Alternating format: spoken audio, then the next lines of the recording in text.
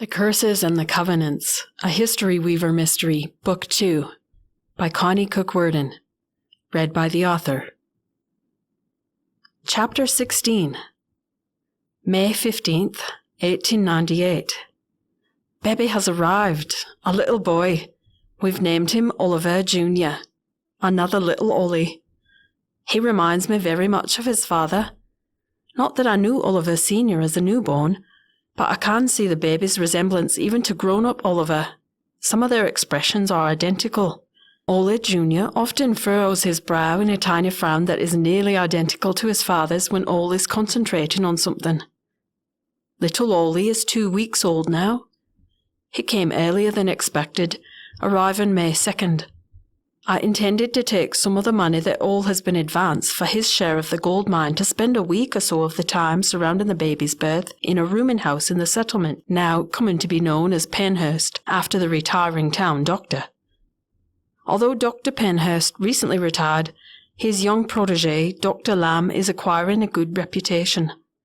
Not knowing how much difficulty to expect in the birth of my first baby, Ole and I agreed to go to Penhurst for the birth.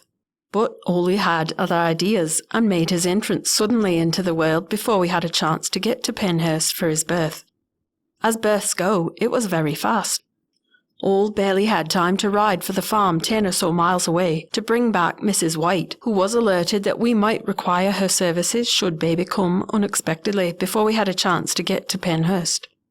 She has 7 children of her own and has attended many more births.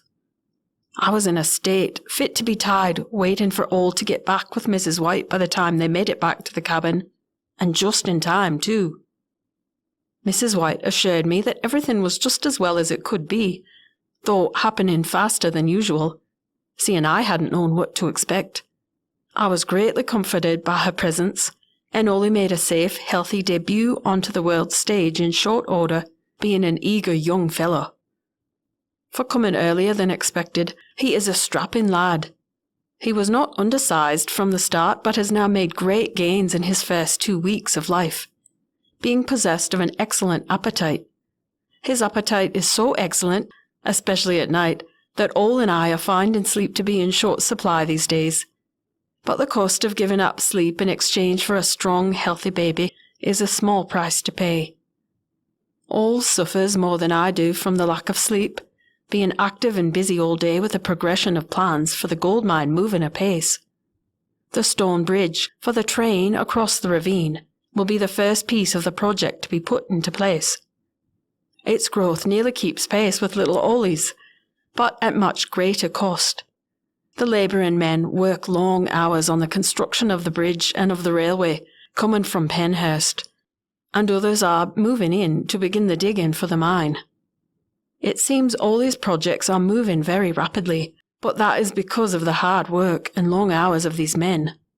Ole, although not expected to be on site, can hardly tear himself away from the work. Ole has decided to let our land lie fallow this year, except for our small garden, with the prospect of the mine in his foreseeable future. We do intend to farm our land some year, but with the advance unexpected income from the mine, we don't need the farm to provide our needs this year. Ole makes regular trips into Penhurst for supplies and to meet with the railroad and mine owners. Ole would have a hard time working our own land while his heart is invested in seeing the railroad project and the mine come to fruition. Mr. Tamori and Mr. O'Leary cannot be on hand at all times, and even the foremen, still living out of the area for now, are not always at the work site. So Ole is acting as de facto underforeman for both the bridge and the mine project, making sure orders are followed in the absence of the owners and the foreman, seeing he has a good grasp on the overall vision. Although Ole has no masonry experience, he is learning as he works alongside the men, and he comes home to his dinner dog-tired in the evenings. The short supply of sleep at night doesn't help this condition. It is late afternoon, so of course little Ollie is slumbering peacefully now in his borrowed cradle, unaware of all the difficulty he puts his poor papa and mamma through by staying awake and alert for much of the night. I've been taking advantage of his quiet moments to get our latest news recorded in my diary. But Ole will soon be home hungry as a bear and ready for his dinner and a rest, so I had better close for now. So you've just moved back to Beaver Row, Tamara tells me, the doctor said to me during dinner. Did you have a hard time finding a place to live? Rentals are scarce hereabouts, I hear. They are. I didn't manage to find a place to rent. I bought a piece of land. I hope to build a house on it in a few years' time. For now, I've got a motorhome parked on it that I live in. That sounds like an adventure, Tamara put in. Where's your property? Her husband asked. On the corner of Eversley Road and Bow Street. Really? I know the one, Dr. Fairchild said, interested. Oh, you do? Yeah, we put an offer in on it. I digested that piece of information in silence for a moment before asking, was it accepted? It was, but we pulled out before we signed anything. Do you mind me asking? I was curious to know why the deal fell through. I was so excited to get the property. It's such a beautiful piece. But I couldn't help wondering why the people before me changed their minds. Just the advice we got from our finance guy. We were looking into developing it in future, but we were advised against it. Tamara jumped in quickly. Her tone didn't invite further questioning. I dropped the subject, although I was left more curious than before. Had there been something about the property itself or its potential development that had changed their minds?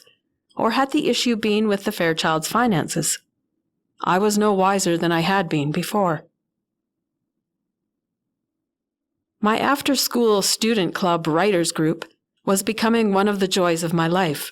I found myself looking forward to the 2 hours a week when I could sit down with students, eager to learn and talk writing. It was a creative outlet in an otherwise barren land, writing-wise. Fortunately, I had no pressing deadlines telling my agent and publisher I was taking a break for the year while I got settled into my job in the high school. And I had no inspirations either. But I always had creative energy, even if I had no writing project to pour it into. So I was glad to have the 4 girls to coach and encourage. If all teaching was like this, I decided teaching could have been a creative outlet for me. As it was, teaching was 90% crowd control and 10% impartation of information, much less the impartation of inspiration. The impartation of inspiration seemed reserved for the 2 hours outside of class time with my small handful of eager beaver, embryonic writers. Even July, who had started off by informing me that she was not a writer and wasn't there to write, was beginning to realize creative storytelling instincts she hadn't known she'd possessed. Being dyslexic, she'd always branded herself as a non-academic. But when I encouraged her to get words down on paper without worrying about spelling and punctuation, she began to discover the joy of free-form storytelling.